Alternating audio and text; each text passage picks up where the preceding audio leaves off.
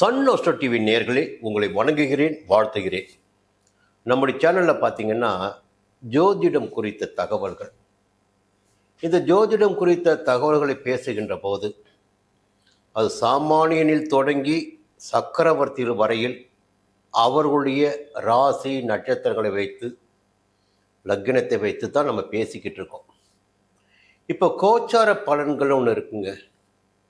அந்த கோச்சார பலன்கள் என்பது கிரகங்கள் சஞ்சரிக்கின்ற நிலைக்கு ஏற்ப பலன்கள் நமக்கு எத்தகையதாக இருக்கும். பொதுவாக எல்லா மனிதர்களுக்குமே சுய ஜாதகம் என்று ஒன்று இருக்கும், திசா புத்தி இருக்கும். திசாநாதன் எப்படி இருக்கிறார், புத்திநாதன் எப்படி இருக்கிறார் என்ற காரணத்தினால் திசாநாதன் சாதகமாகவும் புத்திநாதன் சாதகமாகவும் சஞ்சரித்தால் நிச்சயமாக யோக பலன்கள் கூடுதலாக இருக்கும். அதே திசாநாதன் பாதகமாக பகையாக, புத்திநாதனும் பாதகமாக பகையாக இருந்துவிட்டால் கொஞ்சம் சறுக்கல் ஏற்படும் ஒரு பக்கம். அப்புறம் மாரகாதிபதி, பாதகாதிபதி, இப்படி நிறைய கணக்குகளை பார்த்துக்கிட்டே போகணும் ஜாதகத்துக்குள்ள. யார் யோகத்தை கொடுப்பாங்க, யார் அவயோகத்தை கொடுப்பாங்க, இதெல்லாம் பார்க்கணும். என்ன இருந்தாலும் பார்த்தீங்கன்னா ஒரு 2 கிரகத்தை பார்த்து நம்ம அதிகமாக பயப்படுவோம். அது யாரிருந்து ஆயுள் காரகன், கர்ம காரகன் என்று சொல்லப்படுகின்ற சனியினுடைய பெயர்ச்சி எப்படி இருக்கும். சனி வக்கிரமாகுன்ற போது எந்த விதமான பலன்களை கொடுப்பாரு, அஸ்தமனமாகின்ற நிலையில். அடுத்து பார்த்தீங்கன்னா குரு பகவான். ஏன்னா சனி வாழ்க்கையோடு போராட்டத்தை சம்பந்தப்படுத்துகின்ற ஒரு கிரகம்னு பார்த்தீங்கன்னா, குரு எப்படின்னா மங்கள விஷயங்களை அள்ளி கொடுப்பவர் குரு பகவான். அவருடைய வாழ்க்கையில் சனி பெயர்ச்சியை விட நன்மைகளை தேடிக்கொண்டு இருப்பவர்கள் அதிகமாக எதிர்பார்ப்பது குரு பெயர்ச்சி மட்டும்தான். ஒருவருடைய வாழ்க்கையில் திசாநாதன் பாதகமாக இருந்தாலும் புத்திநாதன் பாதகமாக இருந்தாலும் கோச்சார ரீதியாக வருகின்ற போது குரு சாதகமாக இருந்து விட்டால் அந்த காலகட்டத்தில் அந்த மனிதனுடைய வாழ்க்கையில் மிகப்பெரிய யோகமான நன்மையான பலன்கள் ஏற்படும் என்பது விதி. இப்போ நம்ம அரசியல் தலைவர்களுக்கு பலன்கள் சொல்லுகின்ற போது கூட அவர்களுடைய ஜாதகத்தை பார்ப்போம். அதன் பிறகு என்ன பண்ணுவோம்னா, கோச்சார ரீதியாக இந்த கிரகம் இங்கே சஞ்சரிக்கிறார்கள், அதன் காரணமாக இந்த பலன்கள் இந்த காலகட்டத்தில் ஏற்படும் என்பதையும் சொல்லுவோம். அவங்க ஜாதகத்தை பார்க்கின்ற போது எல்லாவற்றையுமே பார்ப்போம். நம்ம பாக்கியாதிபதி பார்ப்போம், எல்லாவற்றையுமே பார்ப்போம். புரியுதுங்களா? இப்போ கோச்சார பலன்களை பார்க்கின்ற போது இந்த பலன்களில் அரசியல்வாதிகளுக்கும் பொருத்தமானதாகவே இருக்கும் என்ற ஒரு தகவலை இப்பொழுது உங்களுக்கு நான் சொல்லிக் கொள்கிறேன். இப்போ நான் பேச போகிற தகவல் என்னன்னா, குரு அதிசாரமாகிறார். எப்பவுமே பார்த்தீங்கன்னா ஒரு ராசிக்குள்ள குரு போயிட்டார்னா 1 ஆண்டு அந்த ராசிக்குள்ள இருப்பார். ஆனால் இந்த ஆண்டு மட்டும் வித்தியாசமாக என்ன நடந்திருக்குன்னா, மிதுனத்திற்கு போன குரு கொஞ்ச நாள்லேயே அஸ்தமனமானார், மறுபடியும் உதயமானார். இப்போ என்ன ஆக போகிறாருன்னு தெரிஞ்சுக்கிங்க. அக்டோபர் மாதம் 8ஆம் தேதி மிதுனத்தில் சஞ்சரிக்கின்ற குரு கடக ராசிக்கு அதிசாரமாக பயிற்சி ஆகிறார். எழுதி வச்சுக்கிங்க. அந்த குரு கடகராசியில் அதிசாரமாக பயிற்சியாகி உச்சமாக சஞ்சரிக்கின்ற குரு, நல்லா புரிஞ்சுங்க, உச்சமாக சஞ்சரிக்கின்ற குரு நவம்பர் மாதம் 18ஆம் தேதி வரை உச்சமாக சஞ்சரிப்பார். அதன் பிறகு அவர் வக்ரமாவார். அது வேற. 40 நாட்கள் இந்த அதிசார குரு பெயர்ச்சி பலருடைய வாழ்க்கையை புரட்டி போட போகிறது என்பதை நீங்கள் புரிந்துக்கணும். என்னது? பலருடைய வாழ்க்கையை புரட்டி போட போகிறது. எப்படி? குரு கடகத்துக்கு வந்துடுறாரு. எப்போ? அக்டோபர் மாதம் 8ஆம் தேதி. இப்போ கடகத்திற்கு குரு வருகின்ற போது அப்படியே வரிசையாக பார்ப்போம். யாருக்கு ஆதாயம் அதிகரிக்க போகிறது என்பதை பார்ப்போம். அப்போ அதிசார குரு கடகத்திற்கு வருகின்ற போது கன்னி ராசினருக்கு அது 11ஆம் இடமான லாபஸ்தானம். இப்போ நம்ம பேசிக்கிட்டு இருக்கோம் பாருங்க, இந்த காலகட்டம் இன்னும் அக்டோபர் மாதம் வரல. இந்த காலகட்டம் கன்னி ராசினருக்கு 10ஆம் இடத்தில் குரு, 10ஆம் இடத்து குரு பதவியை பறிப்பார் என்பது பொதுவான விதி. அப்போ அரசியல் செல்வாக்குகளில் கொஞ்சம் சறுக்கல் ஏற்படும், நெருக்கடி ஏற்படும், சங்கடங்கள் ஏற்படும் என்பது பொதுவான விதி. இப்போ அக்டோபர் மாதம் 8ஆம் தேதி கன்னி ராசினருக்கு லாபஸ்தானமான 11ஆம் இடத்தில் உச்சமாக சஞ்சரிக்கப் போகிறார் குரு பகவான். 2 விஷயங்களை நீங்கள் மனதில் வைத்துக் கொள்ள வேண்டும். 11ஆம் இட சஞ்சாரம் என்பது மிகப்பெரிய யோகத்தை ஏற்படுத்தும் கன்னி ராசியில் பிறந்தவர்களுக்கு. அதே நேரத்தில் என்ன ஆகுன்னா, அவருடைய பார்வை இருக்கு பாருங்க, 3ஆம் இடத்துக்கு கிடைக்கும். கன்னி ராசினருக்கு 3ஆம் இடத்திற்கு பார்வை கிடைக்கும். கொஞ்சம் அமைதியாக போனவர்கள் கூட ஆற்றலோடு வழிநடக்கின்ற, துணிச்சலாக செயல்படுகின்ற, தன்னம்பிக்கையோடு செயல்படுகின்ற நிலையெல்லாம் கடக ராசியில் சஞ்சரிக்கின்ற குரு கன்னி ராசினுக்கு ஏற்படுத்துவார். பூர்வ புண்ணிய பலன்களையும் சேர்த்து அனுபவிக்க வைப்பார். 7ஆம் இடத்தை குரு பார்க்கிறாருங்க. கன்னி ராசினருக்கு 7ஆம் இடத்தை குரு பார்க்கிறார். அப்போ என்னன்னா, திருமண வயதினருக்கு திருமணம் நடந்தேறும், குடும்பத்தில் ஒற்றுமை இருக்கும். அரசியல்வாதிகளாக இருந்தால், அரசியல்வாதிகள் உச்சத்தில் இருந்தால் அவர்கள் கூட்டணி இந்த காலகட்டத்தில் பலப்படும். 7ஆம் இடத்தை குரு பார்க்கிறார், நட்பு ஸ்தானம். பிரிந்து சென்றவர்கள் கூட தேடி வரக்கூடிய நிலை ஏற்படும். பிறகு சொல்ல போறாது. அடுத்து ஒரு ராசின்னு பார்த்தீங்கன்னா விருட்சிக ராசி. இப்போ 8ஆம் இடத்துல குரு சஞ்சாரம் பண்ணிக்கிட்டு இருக்கார். விருட்சிக ராசினருக்கு அதிசாரமாக அக்டோபர் மாதம் 8ஆம் தேதி கடகத்திற்கு வருகின்ற குரு பாக்கிய குருவாக சஞ்சரிக்க போகிறார். இந்த ஓடி போனவனுக்கு 9ஆம் இடத்து குருன்னு சொல்லுவாங்க பாருங்க, அந்த நிலைப்பாடு விருட்சிக ராசினருக்கு ஏற்பட போகிறது. இப்போ பாக்கிய குரு என்ன பண்ணுவார், இவ்வளவு நாள் இந்த நெருக்கடி இருப்பாருங்க, நெருக்கடிலாம் கொஞ்சம் கொஞ்சமாக குறைக்க ஆரம்பிப்பார். அதை விட மிக முக்கியமான விஷயம் என்னன்னா, பாக்கிய குருவின் பார்வை விருட்சிக ராசினருக்கு கிடைக்கும். விருட்சிக ராசினருக்கு குருவின் பார்வை கிடைக்கிறது என்றால் அந்த ராசினருக்கு யோக பலன்கள் கூடுதலாக இருக்கும். யோக பலன்கள் கூடுதலாக இருக்கும். நினைத்த காரியங்களை நினைத்தபடி நடத்தி கொள்ள முடியும். செல்வாக்கும் அந்தஸ்தும் உயரும். ஒரு புதிய பாதை தெரியும். தூற்றியவர்கள் கூட போட்டியிடக்கூடிய நிலை ஏற்படும் விருட்சிக ராசினருக்கு. இது 5ஆம் பார்வை. 7ஆம் பார்வை இருக்கு பாருங்க, அது 3ஆம் இடத்தை பார்க்கிறது. தைரியத்தையும் வீரியத்தையும் தன்னம்பிக்கையும் வேகத்தையும் கொடுக்கிட போகிறது விருட்சிக ராசினருக்கு 7ஆம் பார்வையாக 3ஆம் இடத்தை பார்க்கின்ற போது. அதற்கு மேலாக பூர்வ புண்ணிய ஸ்தானத்தையும் பார்க்க போகிறார் குரு பகவான் விருட்சிக ராசினருக்கு.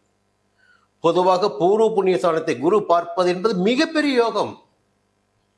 சில பேருக்கு புத்திர பாக்கியம் ஏற்படும். புதை பொருள் கண்டது போல அதிர்ஷ்ட வாய்ப்புகள் தேடி வரும். கொடுத்து வச்சது கிடைத்திடக்கூடிய நிலை ஏற்படுங்க ஆச்சுங்களா. அடுத்து ஒரு ராசின்னு பார்த்தீங்கன்னா மகர ராசி. நெருக்கடினா கொஞ்சம் நெஞ்சம் நெருக்கடியா. இப்போ மகர ராசிக்கு சாதாரண நெருக்கடி கிடையாது, வாழ்வதே பெரிய போராட்டம்.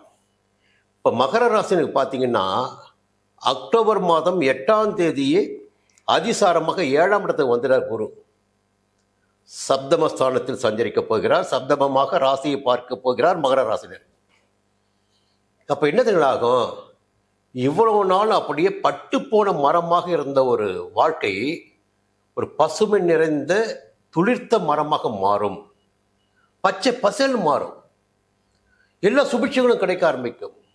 எதையெல்லாம் இழந்தார்களோ மகர ராசினர் அதையெல்லாம் அடையக்கூடிய நிலை ஏற்படும். ஒரு அற்புதமான பலன்கள் கிடைக்கும். அது மட்டும் கிடையாது, 11ஆம் இடமான லாபஸ்தானத்தை குரு பார்க்கிறார் மகர ராசினருக்கு. பணம் பொருள் சேர்க்கை என்பது நிச்சயமாக இருக்கும். ராசியை குரு பார்க்கிறார், 3ஆம் இடத்தை குரு பார்க்கிறார். தன்னம்பிக்கை அதிகரிக்கும். உச்சத்தை அடையக்கூடிய வேகம் இருக்கும். முடிஞ்சு போச்சுங்களா. மீன ராசினர், ராசிநாதனே குரு பகவான் தான். அவர் 5ஆம் இடத்துல போய் உச்சமாகிறார். அக்டோபர் மாதம் 8ஆம் தேதி உச்சமாகிற குரு 9ஆம் பார்வையாக மீன ராசினரை பார்க்கிறார். இவ்வளவு நாள் எத்தனை செல்வாக்குகளில் இடையூறு ஏற்பட்டிருந்தாலும் சரி, இனி இழந்த செல்வாக்கு எல்லாம் மீட்டிடக்கூடிய நிலை மீனராசினுக்கு ஏற்படும். அந்தஸ்து, கௌரவம், செல்வாக்கு, புகழ் எல்லாமே கிடைக்கும். அப்ப மீனராசினுக்கு ஒரு புதிய வாழ்க்கை தொடங்க போகுது. திருமண வயதினருக்கு திருமணம் நடந்தேறும். புதிய இடம் வாங்க முடியும், வேலை வாய்ப்பு கிடைக்கும், நல்ல பதவி கிடைக்கும். சொல்லிக்கிட்டே போலாங்க. குரு பார்வை ராசிக்கு இருக்கின்ற போது எல்லா விதமான நன்மைகளையும் ஏற்ப சொல்லலாம். 9ஆம் இடத்தை குரு பார்க்கிறாருங்க மீனராசினருக்கு. தெய்வ அருள், பெரிய மனிதனுடைய தொடர்பு, சமுதாயத்தில் அந்தஸ்து. 11ஆம் இடத்தை குரு பார்க்கிறார், பண வரவுக்கு பஞ்சம் கிடையாது. ராசியை குரு பார்க்கிறார், அந்தஸ்து உயர்ந்திடும். ஆச்சுங்களா? அடுத்து மிதுன ராசி. இப்ப ஜென்ம குருவாக சஞ்சரித்து அலைச்சலை ஏற்படுத்திக் கொண்டிருக்கிறார் குரு பகவான் மிதுன ராசினருக்கு. அந்த மிதுன ராசினருக்கு 2ஆம் இடமான தன, குடும்ப, வாக்குஸ்தானத்தில் சஞ்சரிக்க போகிறார். அக்டோபர் மாதம் 8ஆம் தேதி முதல் உச்சமாக சஞ்சரிக்க போகிறார். இப்ப குடும்பத்துல பாத்தீங்கன்னா ஒரு சுபிட்சமான நிலை ஏற்படுங்க. கொடுத்த வாக்கை காப்பாற்ற முடியும், பண வரவு இருக்கும், எல்லா விதமான சுகங்களும் இருக்கும். அப்ப அந்த குரு பார்த்தீங்கன்னா 4ஆம் இடத்தை சுகஸ்தானத்தை பார்க்கிறாரு. தாய் வழி உறவுகளால் ஆதாயம், புதிய வாகனம், வண்டி, வசதியான வாகனம். 6ஆம் இடத்தை பார்க்கிறார், உடல்நிலை இருந்த பாதிப்பு விலகும், எதிர்ப்பு விலகும், வழக்கு சாதகமாகும். 8ஆம் இடத்தை பார்க்கிறார், புதை பொருள் எடுத்ததை போல புதிய அதிர்ஷ்ட வாய்ப்புகள் தேடி வரும். இப்ப யாருக்கு யோகம் பார்த்தீங்களா? மிதுன ராசினருக்கு, கன்னி ராசினருக்கு, விருட்சிக ராசினருக்கு, மகர ராசினருக்கு, மீன ராசினருக்கு. இந்த 5 ராசினருக்கும் அற்புதமான யோகமான பலன்கள் ஏற்பட இருக்கு.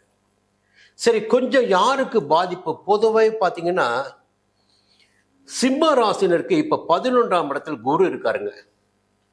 11ஆம் இடத்தில் இருக்கின்ற குரு எல்லா விதமான நன்மைகளையும் வழங்கி கொண்டிருக்கிறார். அந்த குரு 12ஆம் இடமான விரயஸ்தானத்தில் சஞ்சரிக்க போகிறார் சிம்ம ராசினருக்கு. இது பற்றி ஒரு அரசியல் இருக்கு, பின்னாடி வர சஞ்சரிக்க போகிறார்.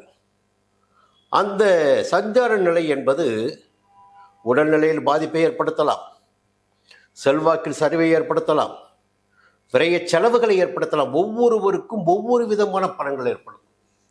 இன்னொரு பக்கம் பார்த்தீங்கன்னா தனுசு ராசினர் 7ஆம் இடத்தில் சஞ்சரித்த குரு இப்போ 8ஆம் இடத்துக்கு அஷ்டமஸ்தானத்துக்கு போறாரு. உங்களுடைய செயல்களின் காரணமாக சில பேருக்கு பார்த்தீங்கன்னா செல்வாக்கு, அந்தஸ்து, ஒரு மதிப்பு, மரியாதை வந்த உடனே செயல்பாடுகள் எப்படி மாறும். இப்போ அதிலெல்லாம் ஒரு மழுங்கல் நிலை ஏற்படும். 8ஆம் இடத்தோடு மறைஞ்சிடாருங்க குரு தனுசு ராசினருக்கு. ராசிநாதன் மறைகிறார். மறைவது என்னன்னா புத்திசாலித்தனம் மட்டுப்படும். யோசிக்காமல் சில வேலைகள் இறங்கி அதனால் சங்கடங்களையும் நெருக்கடிகளையும் அவமானங்களையும் சந்திக்க வேண்டியதாக இருக்கும். இது ஒரு பாதகமான நிலைங்க. இன்னொரு பார்த்தீங்கன்னா கும்பராசினருக்கு இப்போ 5ஆம் இடத்தில் சஞ்சரிக்கின்ற குரு என்ன போறார்? 6ஆம் இடத்துக்கு போறார். பொதுவாக 6ஆம் இடம் என்பது ருண, ரோக, சத்துரு ஸ்தானம். அப்போ 6ஆம் இடத்துல குரு என்ன பண்ணுவார்னா எதிர்ப்புகளை உருவாக்கி கொடுப்பார், எதிராளிகளின் பலத்தை அதிகரிப்பார். உங்க உடம்பில் கூட சில நோய் நொடிகள் ஏற்படலாம். இப்போ இதுல என்னன்னா ஏதாகிலும் ஒன்று நிச்சயமாக ஏற்படும். அடுத்து துலாம் ராசினர் இப்போ 9ஆம் இடத்துல குரு, அடுத்து 10ஆம் இடத்துக்கு போறாரு. வேலையில் இருப்பவர்கள் வேலையில் மிக கவனமாக இருக்க வேண்டும். வியாபாரிகள் புதிய முதலீடு செய்வதற்கு முன்னதாக நன்றாக யோசிக்க வேண்டும். வேலை தேடி வருபவர்களுக்கு கொஞ்சம் இழுபறியான நிலை ஏற்படும். வியாபாரிகள் தொழிலில் மிகுந்த மிகுந்த மிகுந்த அக்கறையாக இருக்க வேண்டும். இதெல்லாம் ஒரு நிலைப்பாடாச்சுங்களா? இதுதான் அதிசார குரு வழங்குகின்ற பலன்கள் என்கின்ற போது நம்ம வழக்கமாக ஒரு ராசியை பற்றி பேசிக்கிட்டு இருக்கோம் இல்லைங்களா? அப்படி பார்க்கின்ற போது கன்னி ராசினர், அந்த கன்னி ராசியில் பிறந்தவர் முன்னாள் முதலமைச்சர், இந்நாள் எதிர்க்கட்சி தலைவர் எடப்பாடியார் அவர்கள். ஒரு சூட்சமத்தை உடைக்க போகிறோம் பாருங்க. இப்போ அக்டோபர் மாதம் 8ஆம் தேதி கன்னி ராசிக்கு 11ஆம் இடத்திற்கு வருகின்ற குரு என்ன பண்ணுவார்னா எடப்பாடியார் ஜாதகத்தின்படி அவர் கன்னி ராசி என்று நமக்கு ஜாதகம் இருக்கின்ற நிலைப்படி. அப்போ என்ன பண்ணுவார் சொல்லுங்க பார்ப்போம். ஒரு தைரியம், வேகம், துணிச்சலாக செயல்படுகின்ற ஒரு ஆற்றல் எல்லாவற்றையும் வழங்குவார். சமுதாயத்தில் ஒரு தனி செல்வாக்கு ஏற்படும், பூர்வ புண்ணிய பலன்கள் கிடைக்கும். எல்லாவற்றுக்கும் மேலாக புரிந்து கொள்ள வேண்டிய ஒரு தகவல் என்னன்னா, 7ஆம் இடத்தை குரு பார்க்கிறார் எடப்பாடியார் ஜாதகத்திற்கு கன்னி ராசி. இப்போ 7ஆம் இடத்திற்கு குரு பார்க்கின்ற போது, 7ஆம் இடத்தை குரு பார்க்கின்ற போது பிரிந்து சென்றவர்கள், விலகி இருப்பவர்கள் ஒன்று சேரக்கூடிய நிலை ஏற்படும். அல்லது புதிய புதிய கட்சிகள், விலகி நின்று வேடிக்கை பார்த்த கட்சிகள் தேடி வந்து கூட்டணி வைத்துக் கொள்ளக்கூடிய நிலை, ஒரு வலிமை உருவாக்கிடக்கூடிய நிலை எடப்பாடியார் ஜாதகத்தின்படி இந்த அதிசார குருவினுடைய காலகட்டத்தில் இருக்கிறது என்பதை நீங்கள் தெரிந்து கொள்ள வேண்டும். அடுத்து பார்க்கணும்னா, நம்முடைய பாரத பிரதமர் நரேந்திர மோடி அவருடைய ஜாதகம் விருச்சிக ராசி இல்லையா? அவர் என்ன ஆக போறாரு? இப்போ 9ஆம் இடத்திற்கு குரு போகிறாரு. இப்போ அவரை பற்றி நிறைய பேசிட்டு இருக்காங்க. யார் யாரோ நாடாளுமன்றத்துக்கு தேர்தல் வரலாம் என்ற ஒரு பேச்சு கூட இருக்கு. நாடாளுமன்றத்தை செயல்பட விட முடியாத அளவிற்கு கூட பார்த்தீங்கன்னா போராட்டங்கள் நடந்துட்டு இருக்கு. எதிரிகளின் கை ஓங்கி இருக்கு. ஆனால் அக்டோபர் மாதம் 8ஆம் தேதிக்கு பிறகு மோடியின் கை மேலோங்கும் என்பதை இந்த குரு, அதிசார குருவின் காரணமாக, கடகத்தில் உச்சமாக சஞ்சரிக்கின்ற குருவின் பலனாக மோடிக்கு இருக்க போகிறது. என்ன காரணம்னா, அதே மோடிக்கும் பார்த்தீங்கன்னா ஜென்ம ராசிக்கு குரு பார்வை கிடைக்குது. யார் யாரெல்லாம் மோடியை விமர்சனம் செய்தார்களோ அவருடைய வாயாலே மோடியை புகழக்கூடிய நிலை ஏற்படும். அவருடைய செல்வாக்கு என்பது மீண்டும் வெளிப்படும். அடுத்து பார்த்தீங்கன்னா 3ஆம் இடத்திற்கு குரு பார்வை கிடைக்கிறது. ஒரு வேகமாக, வீரமாக, விவேகமாக செயல்படக்கூடிய நிலையெல்லாம் மோடிக்கு ஏற்படும். பூர்வ புண்ணிய பலன்களும் மோடி அவர்களுக்கு கிடைக்கும். இது விருச்சிக ராசினுக்கு கிடைக்க பலன். அடுத்து ஒரு விஷயம் இருக்குங்க. என்னன்னா, மிதுன ராசி பேசிட்டோம், ரிஷப ராசி பேசுவோம். இந்த ரிஷப ராசி ஏன் நான் பேசணும்னு ஆசைப்படுறேன்னா, துணை முதலுடைய ஜாதகத்தில் அவருடைய ராசி ரிஷப ராசியாக கணக்கிடப்பட்டிருக்கிறது. இப்போ ரிஷப ராசிக்கு பார்த்தீங்கன்னா அது 3ஆம் இடம். கடகம் என்பது 3ஆம் இடம். அங்கே குரு உச்சமாகிறார். ஒரு நல்ல தகவலை மட்டும் சொல்லிடுறேன். குருவுடைய 5ஆம் பார்வை, குருவின் 5ஆம் பார்வை ரிஷபராசிக்கு 7ஆம் இடத்திற்கு கிடைக்கிறது. அப்போ 7ஆம் இடத்திற்கு குருவின் பார்வை கிடைக்கின்ற போது இவருடைய ஆளுமையால், ஆற்றலால், நேரத்தால், யோகத்தால், ஜாதகத்தால் கூட்டணியை ஒன்றுபடுத்துகின்ற ஒரு அணியை உருவாக்கிடக்கூடிய, அரவணைத்து செல்லக்கூடிய நிலையெல்லாம் துணை முதல்வருக்கு ஏற்பட இருக்கிறது. 9ஆம் இடத்தையும் குரு பார்ப்பார், 11ஆம் இடத்தையும் குரு பார்ப்பார் துணை முதல்வர் ஜாதகத்தை. அப்போ 9ஆம் இடம் வந்து தந்தைக்கு செல்வாக்கினை ஏற்படுத்தி கொடுத்திடக்கூடிய இடம். இந்த கூட்டணியை உருவாக்கி அதை தந்தைக்கு செல்வாக்கினை ஏற்படுத்தி கொடுத்து லாபத்தை காணுகின்ற இடம் 11ஆம் இடம். ஒரு பக்கம் பார்த்தீங்களா? இப்போ யார் யாரை பார்த்தோம்? எதிர்கட்சி தலைவர், பாரத பிரதமர், துணை முதல்வர். இதெல்லாம் எப்படி பார்த்து பேசிக்கிட்டு வரணும்னா, அவங்க ராசி கோச்சார ரீதியாக இந்த ராசி என்று அறியப்பட்டு இருக்கிறது, கூறப்பட்டு இருக்கிறது. அப்படி என்றால் இந்த காலகட்டத்தில் இந்த பலன்கள் ஏற்படும். அப்போ நம்முடைய முதல்வருடைய ராசி சிம்ம ராசி. அப்ப சிம்ம ராசிக்கு குரு எங்கே வருகிறார் என்றால், இத்தனை நாட்களும் 11ஆம் இடத்தில் இருந்து லாபத்தை வழங்கி கொண்டிருந்த குரு தன்னுடைய 9ஆம் பார்வையை சிம்ம ராசிக்கு 7ஆம் இடத்திற்கு வழங்கி கூட்டணியை, பலத்தை உண்டாக்கி கொண்டிருந்த குரு அக்டோபர் மாதம் 8ஆம் தேதி 12ஆம் இடமான விரயஸ்தானத்தில் சஞ்சரிக்க போகிறார் உச்சமாக.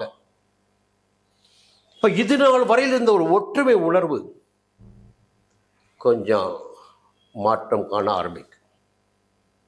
யார் யார் நம்பிக்கையோடு இருந்தார்களோ, புகழ்ந்து பேசினார்களோ, துதி பாடினார்களோ, ஒற்றுமையாக இருப்பதாக காட்டிக்கொண்டார்களோ, உங்கள் பக்கம்தான் நான் இருப்பேன் என்று சொல்லிக் கொண்டார்களோ, அவர்களெல்லாம் இந்த காலகட்டத்தில் கொஞ்சம் வேறு விதமாக நடந்து கொள்ளக்கூடிய நிலை ஏற்படும்.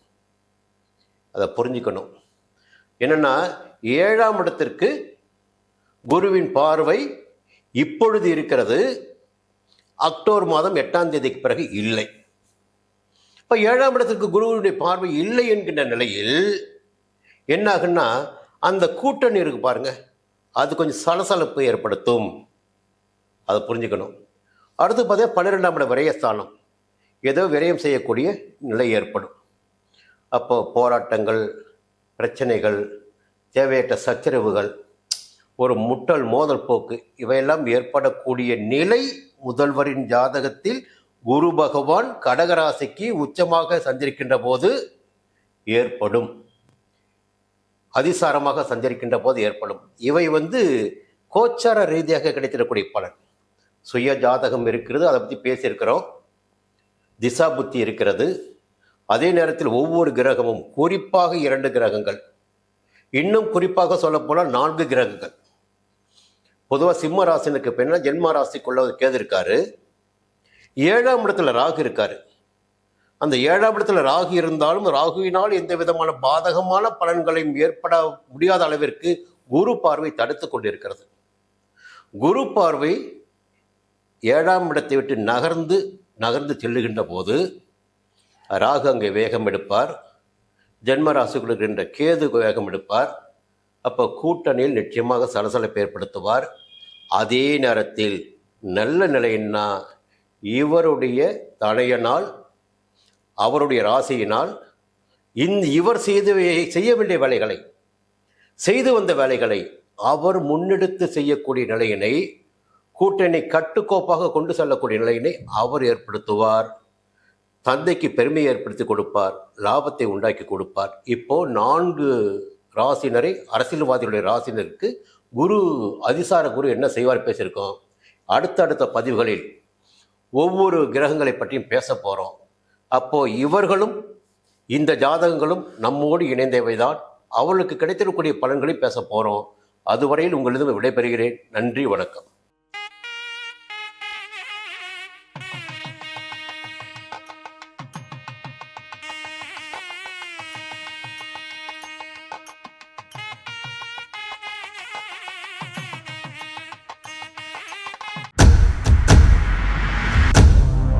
சன் அஸ்ட்ரோ நேயர்களே, உங்களுக்காகவே சன் அஸ்ட்ரோ தொலைக்காட்சி ஒரு புதிய பகுதியை அறிமுகம் செய்கிறது. உங்களுக்கு ஜாதகம் பார்க்க வேண்டும், உங்களுடைய எதிர்கால பலன்களை தெரிந்து கொள்ள வேண்டும், திறமையான ஜோதிடர்கள் வழியாக அதை தெரிந்து கொள்ள வேண்டும் என்ற எண்ணம், சிந்தனம் இப்போது மேலோங்கி இருக்கு. அதற்கு வழிகாட்டுதலாக சன் அஸ்ட்ரோ டிவி ஒரு புதிய ஆப்பினை உங்களுக்கு அறிமுகம் செய்ய இருக்கிறது.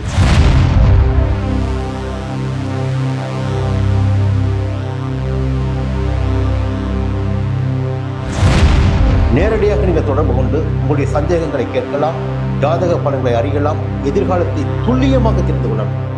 அந்த அளவிற்கு ஒரு புதிய ஆப்பினை பிரபலமான ஜோதிடர்களை வைத்து சன் அஸ்ட்ரோ தொலைக்காட்சி விரைவில் தொடங்கிட இருக்கிறது. அதற்கு உங்களுடைய ஒத்துழைப்பினை வழக்கம் போல் எதிர்பார்க்கிறேன். மீண்டும் அது பற்றிய விரிவான தகவலை உங்களுடன் பகிர்ந்து கொள்வேன். அதுவரையில் உங்களிடம் விடைபெறுகிறேன். நன்றி, வணக்கம்.